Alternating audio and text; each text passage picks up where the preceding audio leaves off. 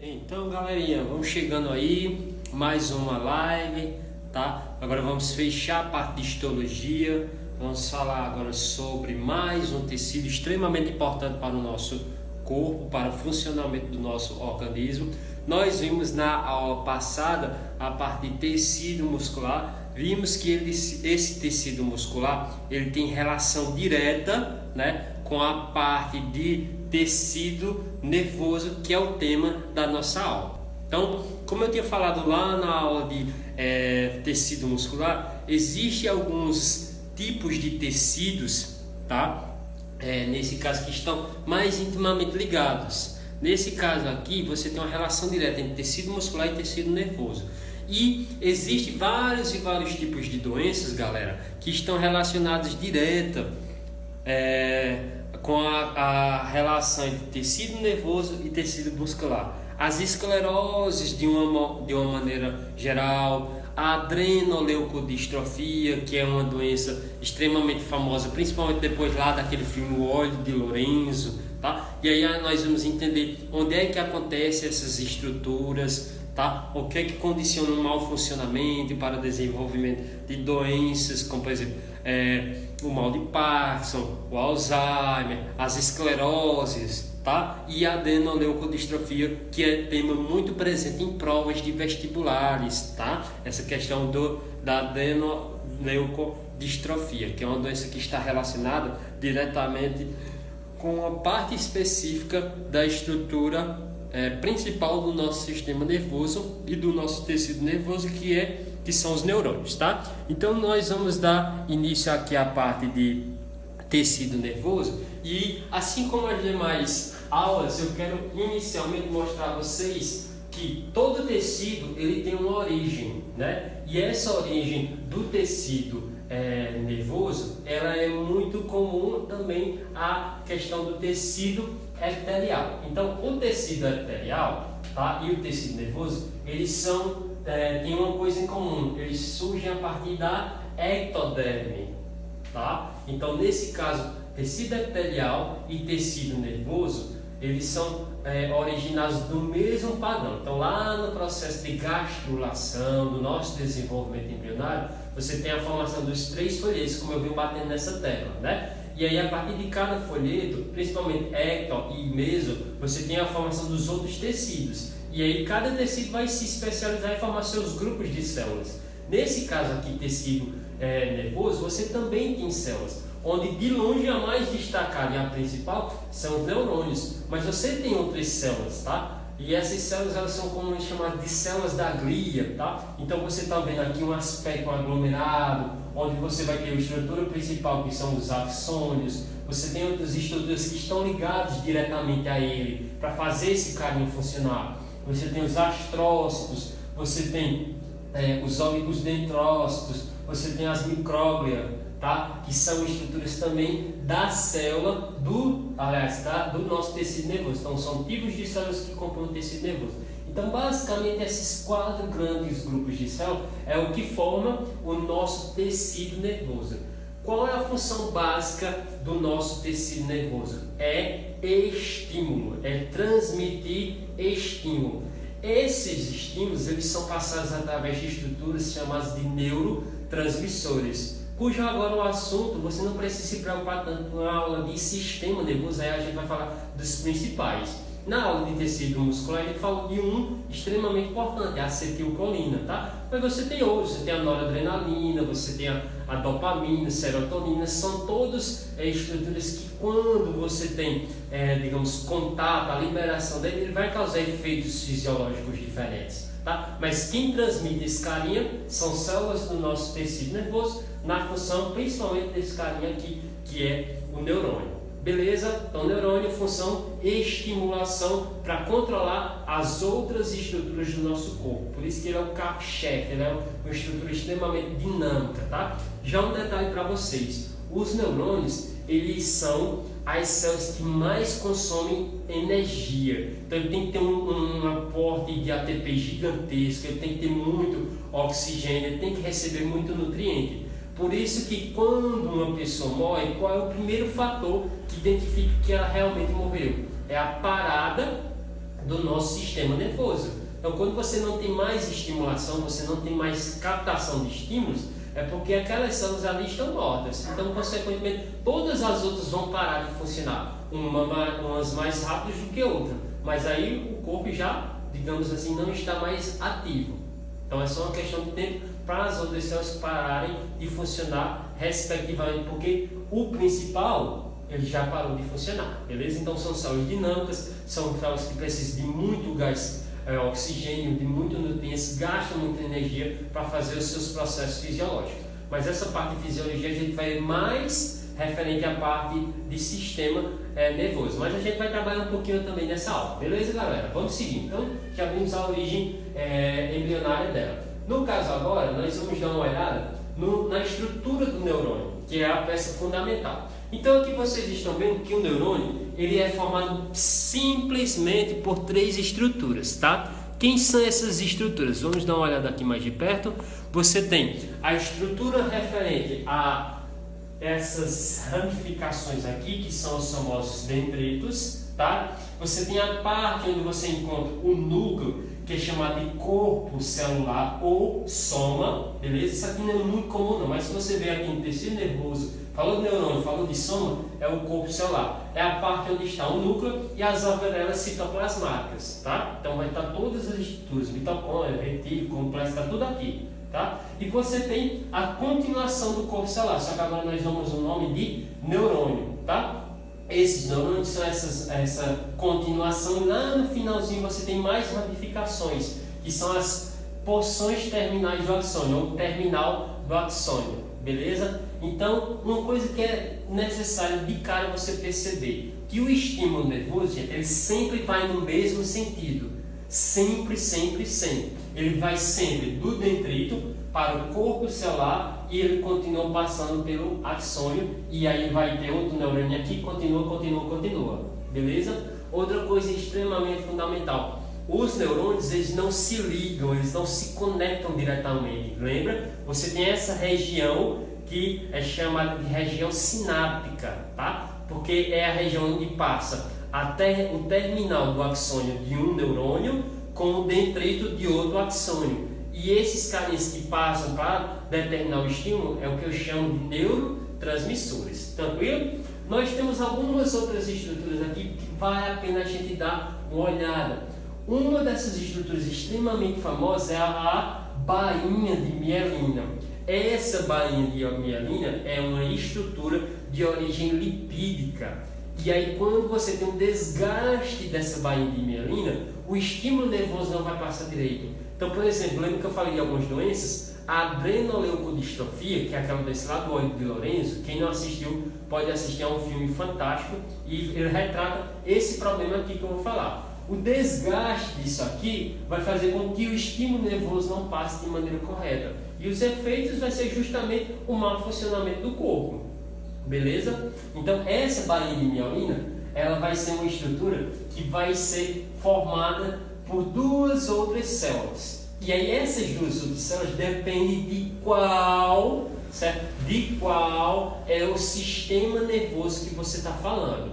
Por quê? Se a bainha de mielina está em neurônios do sistema nervoso periférico, ela vai ser formada a partir dessas células aqui, chamadas de células de Schwann, tá? Então, bainha de mielina no sistema nervoso periférico é formada por células de Schwann, enquanto que a bainha de mielina, formada no sistema nervoso, ela é formada por células chamadas de oligodendrócitos. Lembra que eu falei de células da glia? Uma das células da glia é o oligodendrócito que se liga ao neurônio para fazer com que ele, digamos assim, funcione perfeitamente. Uma dessas funções é formar a bainha de mielina.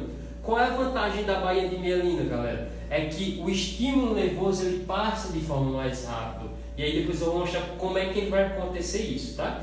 E aí, vocês estão percebendo que a bainha de mielina ela não é contínua, ela tem fragmentos, ela é espaçada uma da outra, tá? E nós temos um nome para esse espaço, é chamado de nódulo de Ranvier ou nó de Ranvier, tá? É a mesma coisa, nódulo ou nó de Ranvier. É o espaço entre uma estrutura, um fragmento de uma bainha de mielina. E detalhe, bainha de mielina só é encontrada no axônio. Agora pode estar tanto no central, no sistema nervoso central, como no periférico. Belezinha? E aí você já está ligado que se o estímulo nervoso ele ocorre principalmente através de estímulos elétricos, aqui é uma estrutura lipídica, e lipídica é apolar. Então eles não se ligam. Então por isso que você precisa dos nó ou dos nódulos de Ranvier. Porque quando chegar aqui, o estímulo não consegue passar por aqui. Porque tem quem? A bainha de mielina. Então ele vai ter que dar saltos. E se ele pula daqui para cá e vai pulando, ele chega mais rápido aqui do que se ele fosse passar por todo esse axônio. E aí você já matou porque os neurônios, tá? Que são mielinizados, que tem bainha de mielina, o estímulo nervoso passa mais rápido. Porque ele salta, ele não passa direto. Então, ao saltar, chega mais rápido na porção terminal e, consequentemente, o neurotransmissor ele é passado para o próximo neurônio e aí você vai ter um processo de impulso nervoso acontecendo de maneira mais rápida. Belezinha, galera? Show de bola, né? Então, essa é a estrutura da principal unidade celular do nosso tecido nervoso. Vamos seguir. Agora eu quero mostrar para vocês como é que acontece o processo de transmissão de impulso nervoso. E basicamente, galera, esse processo de impulso nervoso ele acontece através de estruturas elétricas. Então você vai ter um processo de cargas elétricas positivas e negativas. O que é que você já tem que se ligar? Quais são as características que condicionam um meio para ser positivo e um meio para ser negativo? Vamos dar uma olhadinha bem tranquilo nessa parte aqui, tá? Então, galera, o processo de estímulo nervoso ele vai ser passado através do que a gente chama de potencial de ação ou potencial de repouso. Nesse caso aqui, o potencial de repouso é quando uma célula ela está preparada para sofrer a ação. E aí, quando a célula está em repouso, olha como é que acontece a disposição. Lembra? Nós temos a famosa bomba de sódio e potássio, que aí você aprende desde lá do primeiro ano do ensino médio, que era quem vai fazer o estímulo nervoso. Mas na verdade a bomba de sódio e potássio ela só participa diretamente no final desse processo. E eu vou mostrar como para vocês, mas ela é importante.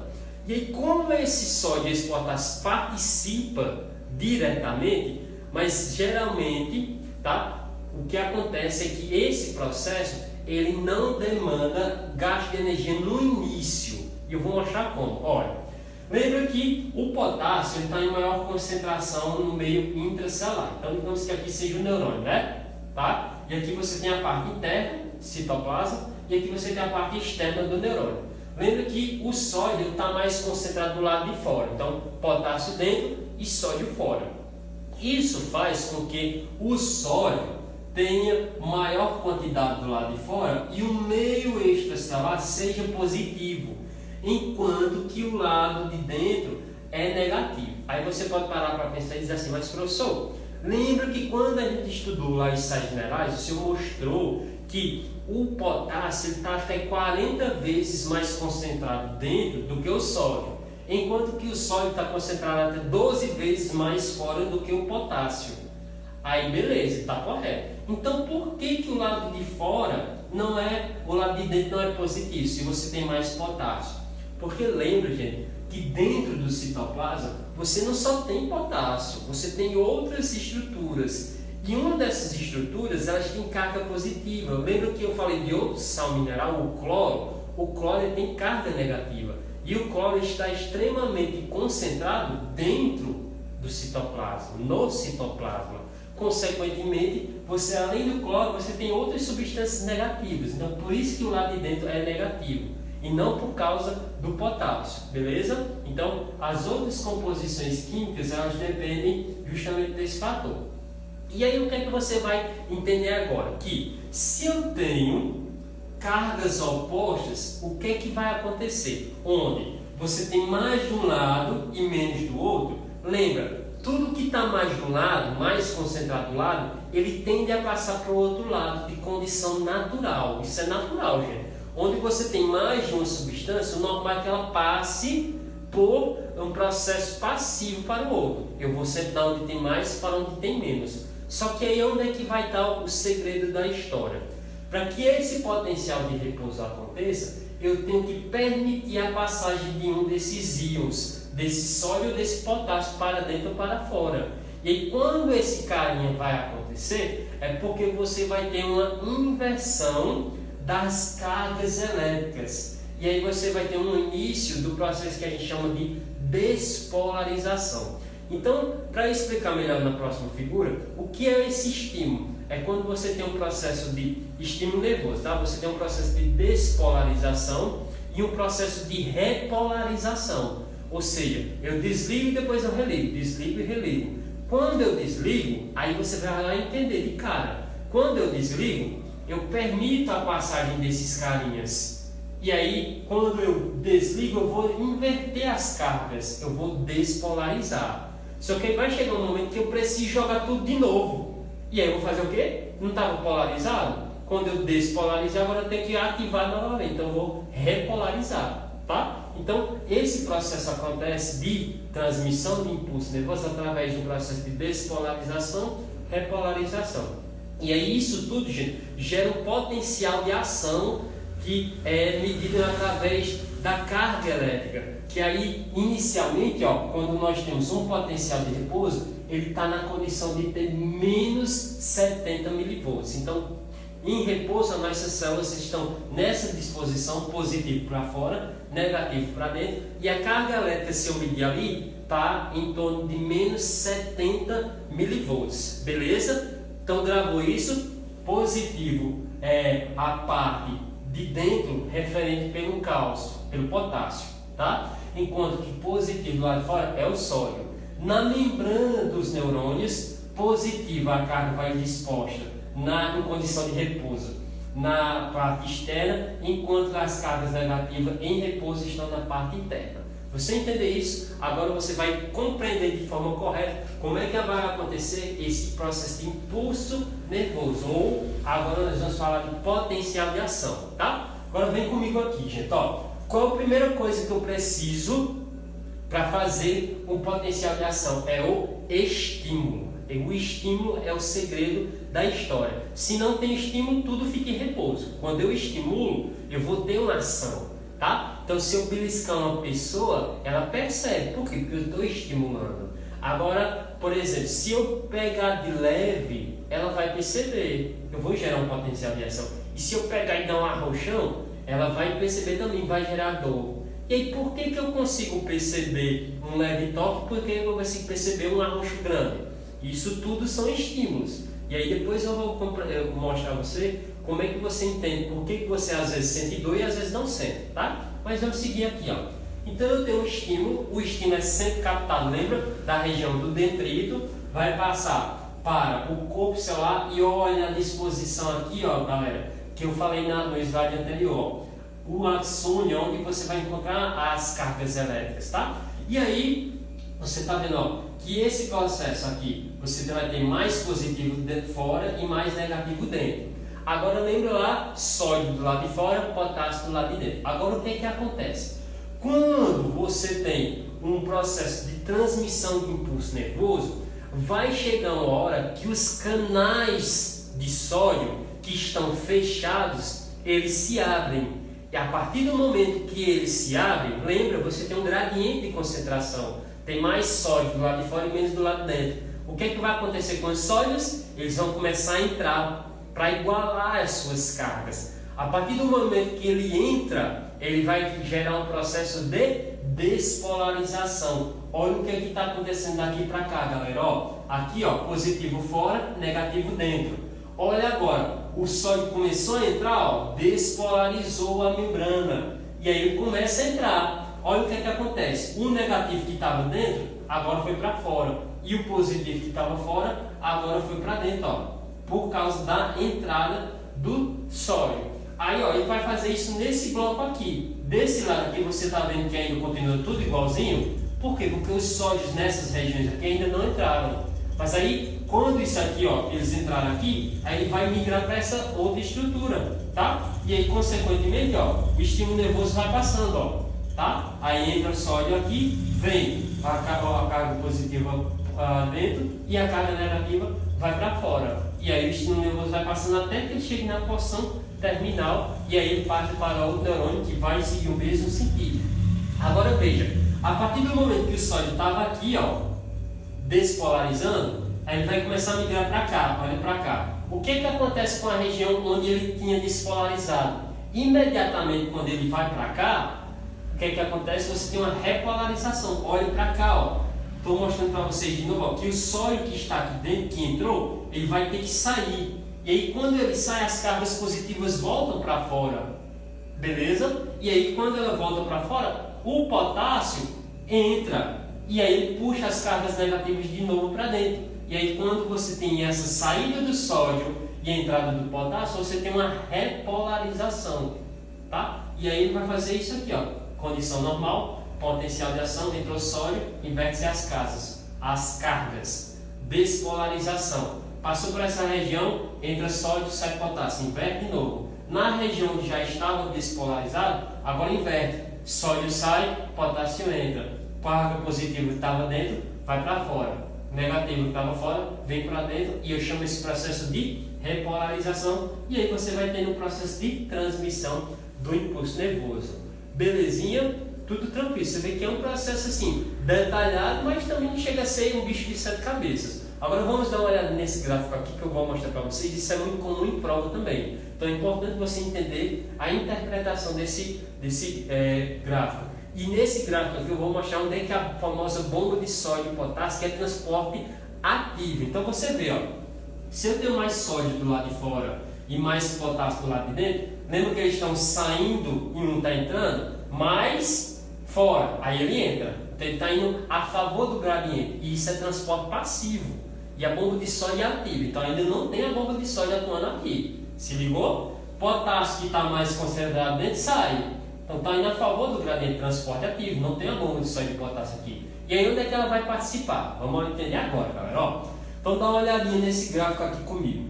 Quando eu observo esse gráfico, eu estou vendo que existe o potencial de membrana, que é medido em milivolts, tá? E eu vou ter o tempo de ação. Esse processo de estímulo é extremamente rápido. Ele demora milissegundos, tá? Então, é um processo extremamente rápido. Por exemplo, eu estou com a mão aberta. Então, enquanto eu estou pensando e falando, eu já fecho. Ó. Então, é um processo extremamente rápido, tá? Leva muito pouco tempo, ó. Então, nesse caso aqui, vocês lembram que eu falei que quando nós temos o estado de repouso, esse estado de repouso ele condiciona uma carga de 70 milivolts, tá? Mais sódio do lado de fora, mais potássio do lado de dentro. Positivo do lado de fora, negativo do lado de dentro. Aí vem, beleza? Aí o estímulo é gerado. Quando o estímulo é gerado, os canais de sódio se abrem, sódio entra, potássio sai. Despolarização, inverte-se as cargas. Positivo que estava fora vem para dentro, negativo que estava dentro vai para fora, tá? E essa saída das cargas negativas, elas vão fazer com que a carga elétrica ela comece a aumentar e aí ela vem subindo, ó. Estava em menos 70, né? Em menos 60, 50, 40, vai, 0. Aí 10, 20, 30 e chega em torno de mais 40 milivolts, tá? E aí é o pico que ela atinge. Quando ela chegou lá, o que vai acontecer? Os canais entendem que você tem que ter uma repolarização, porque o estímulo já passou. E aí volta o quê? O sódio que está dentro a ir para fora. E o potássio que estava fora a ir para dentro. Aí o que acontece? Estava lá em mais 40, né? Começa a cair, ó. Aí 30, 20, 10, 0 e volta. Até chegar em 60, menos 60. Menos 70, né? E aí quando chega em menos 70, esse processo é chamado de repolarização. Só que às vezes essa quantidade que está tão grande de sódio e potássio dentro e fora, ele faz com que o potencial de ação passe de menos 70. E aí quando esse processo acontece, ele chega em volta de menos 80. Tá? E aí quando a célula percebe que passou do ponto de repouso, o menos 70, a célula diz, opa, tá bom, vamos deixar de entrar potássio e de sair sódio. Esse processo desse passar do excesso é chamado de hiperpolarização, tá? Quer dizer que tem muito sódio, muito potássio, onde não deveria, já passou do limite. E aí o que é que eu vou ter que fazer? Eu vou ter que pegar essa quantidade de sódio que estão invertidas e jogar de novo para o local correto. Ou seja, vou ter que pegar o sódio onde ele está menos concentrado lá de dentro da célula e jogar para fora. Então eu estou indo de onde tem menos para onde tem mais. E aí esse processo é um processo ativo. É no processo de hiperpolarização que acontece a bomba de sódio e potássio, galera. É nesse processo que eu pego o sódio que está dentro, que entrou lá na despolarização, e jogo ele para fora. Por quê? Porque já passou do limite do potencial de repouso. Já está em menos, já está numa carga menor que menos 70. E aí eu preciso estabilizar. Eu estabilizo jogando esse excesso de sódio que está dentro para fora. Só que está contra o gradiente. E aí eu gasto energia. A mesma coisa com o potássio. O potássio que está fora, ele tem que entrar para estabilizar. E como ainda continua tendo muito potássio dentro, muito mais do que tem fora, eu gasto energia. E aí, quando eu gasto energia para mandar sódio para fora e potássio para dentro, eu chamo isso de bomba de sódio e potássio. No processo de potencial de ação do estímulo nervoso, eu vou chamar isso de hiperpolarização, tá? E aí, de novo, a ação volta a repouso. E aí, quando eu gero um estímulo, ó, eu disparo.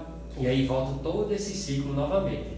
Show de bola, né, galera? Então você vê aqui, ó, que o nosso processo de ação e de repouso, eles são extremamente interligados pelo processo de despolarização, repolarização e hiperpolarização. Aí volta o potencial de repouso e volta tudo novamente. Agora detalhe que isso demora milésimos de segundo. Beleza? Então, fixe bem essa história, essa ideia, e aí a gente está vendo que esse é o potencial de ação, tá? E aí, lembra que eu falei a vocês que eu posso dar um apertozinho na mão de uma pessoa, no braço, dar um beliscãozinho, ela pode sentir essa estrutura. Ou às vezes, eu posso ter apenas um processo de gerar uma dor grande, tá? Mas o que eu quero mostrar para vocês que a intensidade com que você sente, tá? Diretamente não depende do potencial de ação. O potencial de ação, gente, ele vai ser sempre o mesmo. Vai ser de menos 70 mais 40 e volta. Sempre vai ser assim. Ah, professor, então se eu der uma pancada forte e dar uma pancada fraca, o potencial de ação vai ser o mesmo? Vai ser o mesmo. Aí você vai me perguntar assim, e por que eu sinto mais dor numa estrutura onde você exerce mais força? Aí o segredo, galera, é porque não é o potencial de ação que é maior, mas sim a quantidade de neurônios que são ativados. Quanto maior a quantidade de neurônios de percepção de estímulo que você gera, maior a captação desse estímulo. E aí, maior vai ser a dor, tá? Então, se eu dou um beliscãozinho pequenininho, fraquinho, a pessoa percebe pouco, porque poucos neurônios são ativados, tá? Enquanto se eu dou um beliscão com força, maior vai ser a área, maior vai ser a quantidade de neurônios. E aí, como é que eu consigo comprovar essa ideia? Com base nisso aqui, ó, na lei do tudo ou nada. Ou seja, o que significa essa lei do tudo ou nada? Ela diz que a condição primordial para acontecer um estímulo nervoso é o estímulo conseguir ativar aqueles canais, ou seja, atingir a despolarização. E aí, quando você tem esse processo de despolarização, olha, é isso que eu estou mostrando para vocês, ó, positivo fora e dentro. Aí, à medida que vai passando, ó, você vai ter essa inversão, ó, ou seja, positivo que está fora vem para dentro, negativo que está dentro vai para fora. E ele vai dando esses saltos. Isso aqui, ó, é justamente a transmissão do impulso nervoso. Ó. Lembra que eu estou no axônio, ó, bainha de mielina, e o axônio está passando aqui por dentro, ó. E aí você está dando esses saltos, ó. Então o sódio entra por aqui, ó.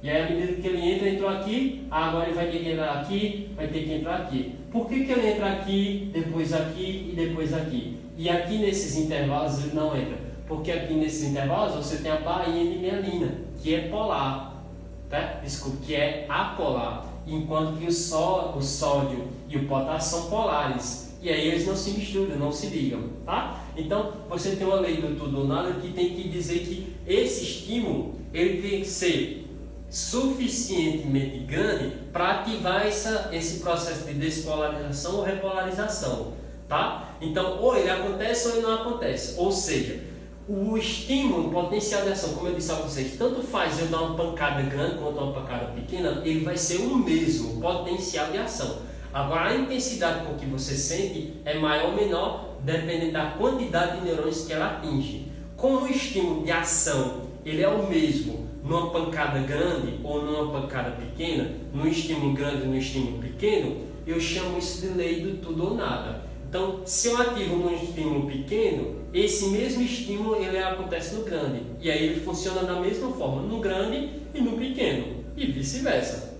Mas como você sente, aí já é outra história. Beleza? E isso é descrito justamente como a lei do tudo ou nada. Beleza? Então, se ligue nessa ideia que ou você gera um estímulo suficiente para alcançar esse processo de propagação, ou ele fica lá em repouso o tempo todo. Beleza? Agora, como você percebe, é outra história.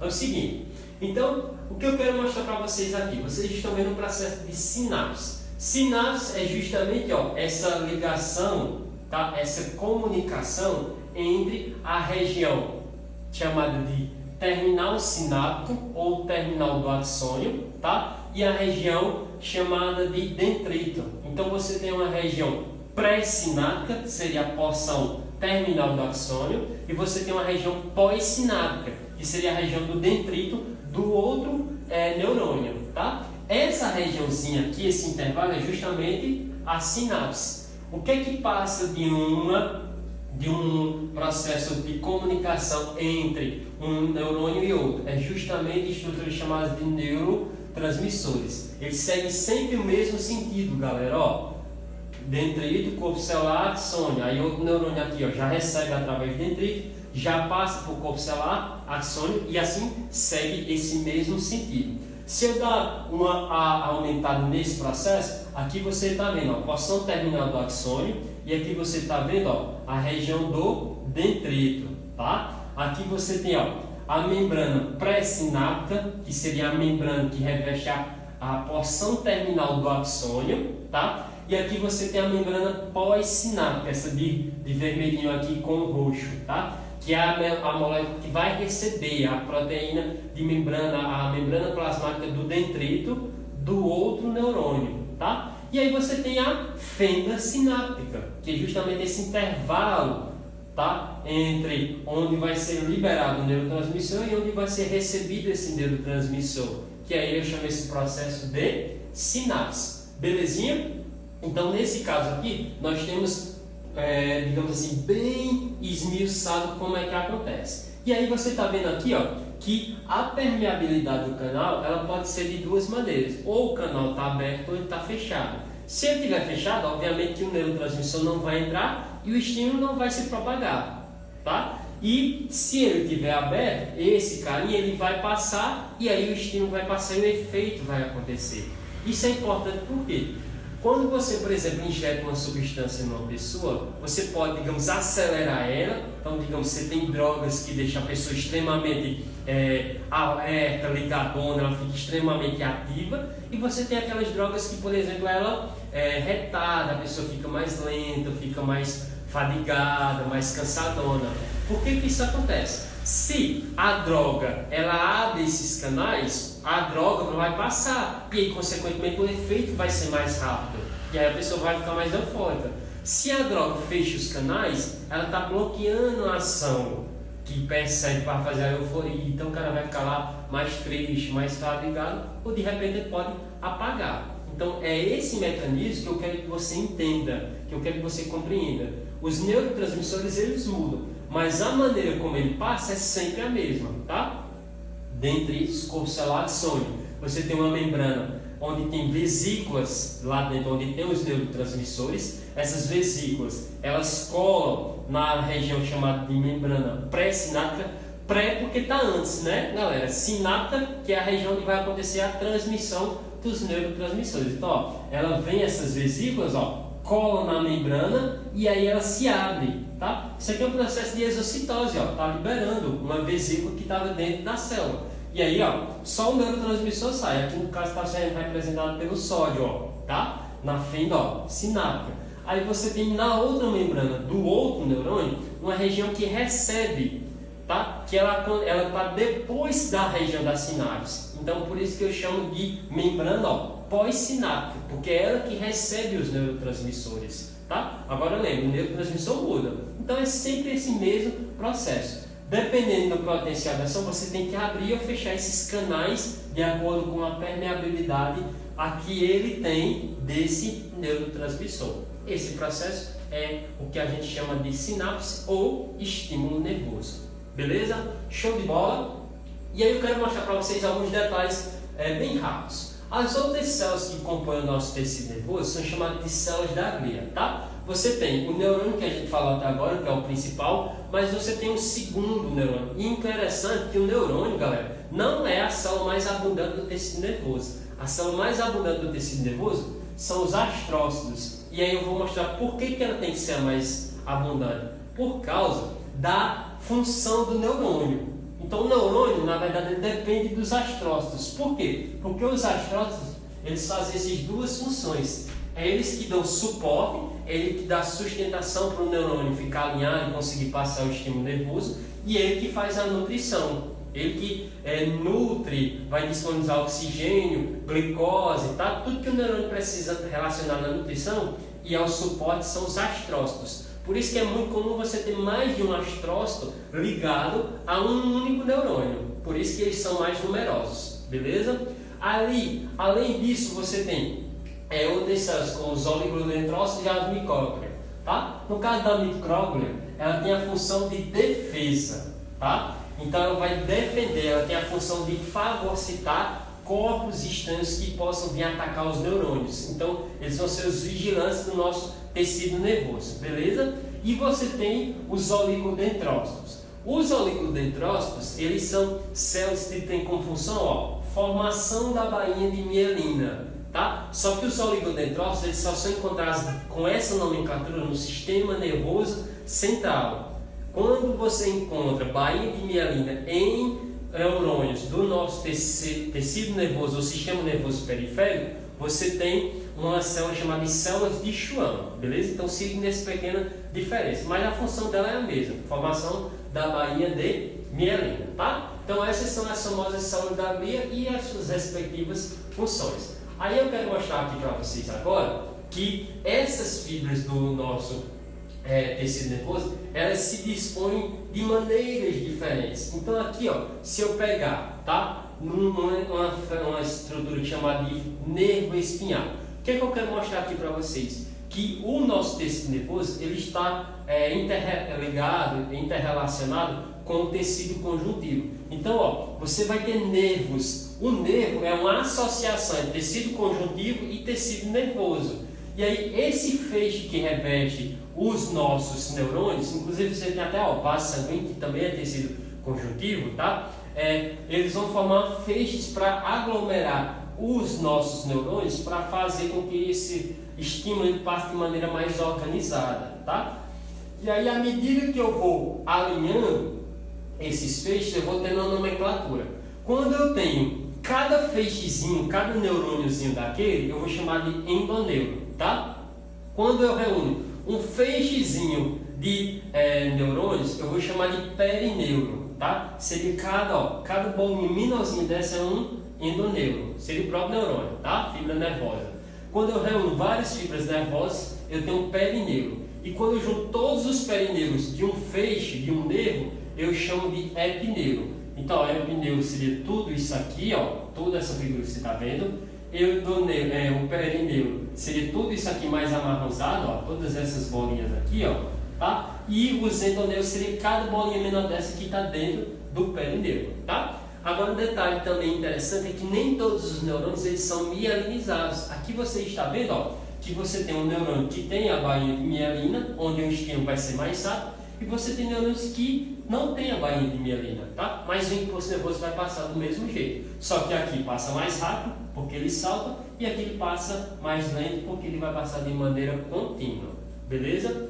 Isso aqui que eu quero mostrar para vocês também é uma associação que se fala muito entre tecido nervoso, tá? Que é a substância branca e a substância cinzenta. Por que ela tem essas características? Se você observar, eu tenho aqui, deixa eu voltar para você observar. Você tem a bainha de mielina e você tem a região onde não tem. Então você tem um axônio e você tem o corpo celular e dendritos. Onde está o axônio com a bainha de mielina e onde está o corpo celular com os dendritos é onde vai estar a substância branca ou a substância cinzenta. Vamos aqui, Então você está vendo que você tem uma região mais esbranquiçada e uma mais acinzentada, tá? E aí o que é interessante? Você está vendo que a substância branca aqui, ó, ela é formada pelas regiões onde tem a bainha de mielina. Então tudo isso aqui, ó, é a região onde estão os axônios, tá? Enquanto tudo isso aqui, ó, é a região onde está o corpo celular. Agora detalhe, do jeito que está aqui é no sistema nervoso central. No sistema nervoso periférico se inverte, ó.